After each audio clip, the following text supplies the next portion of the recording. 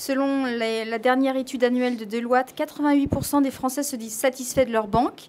Il n'était que 76% en 2012. C'est une bonne nouvelle pour les banques. Pourquoi cette performance ? Alors, en fait, elle peut s'expliquer, je pense, par un ensemble de raisons.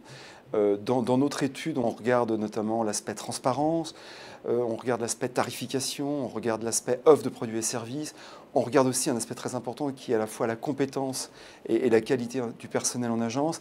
Et c'est vrai que sur l'ensemble de ces dimensions, on a constaté une élévation, entre guillemets, du niveau de satisfaction des clients.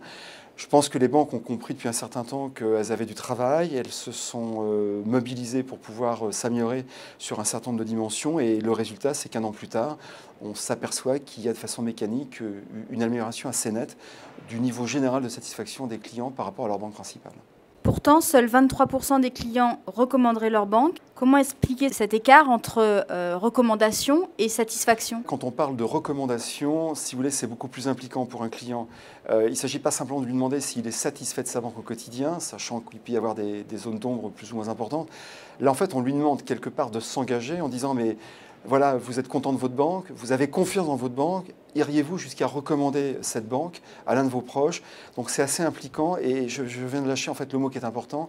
Là, on ne parle plus de satisfaction, on parle de confiance. Ce qui veut dire que le niveau, entre guillemets, de recommandation qui est faible pour l'instant, je pense, restera faible encore un certain temps parce qu'il faut que les clients se réapproprient quelque part la relation avec leur banque et puissent, de façon progressive, récupérer un petit peu de la confiance qu'ils ont perdue dans leur banque principale.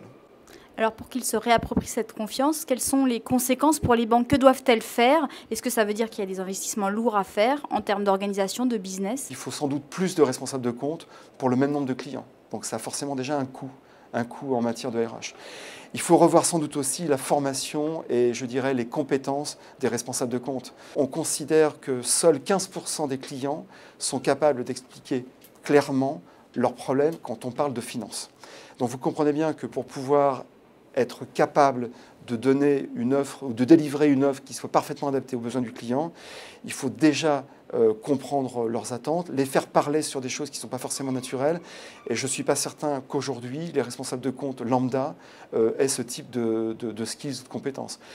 À partir du moment où on revoit les compétences ou les profils des responsables de compte, il faut aussi naturellement ajuster leur mode de rémunération. Il faut aussi donc revoir derrière la ligne de management. Il y a aussi une mise à niveau du poste de travail naturellement du responsable de compte. Donc vous voyez, on est sur de l'humain, on est sur de l'organisation, on est sur des process, on est sur de l'IT, et puis on est aussi peut-être sur un maillage ou une typologie d'agence qu'il faut aussi peut-être revisiter pour là encore être capable de répondre du mieux possible aux besoins de ses clients. Est-ce que ça passe par la fermeture d'agences? Il ne faut pas se tromper de débat. Je ne crois pas qu'il y aura une réduction drastique du nombre d'agences en France au cours des années qui viennent.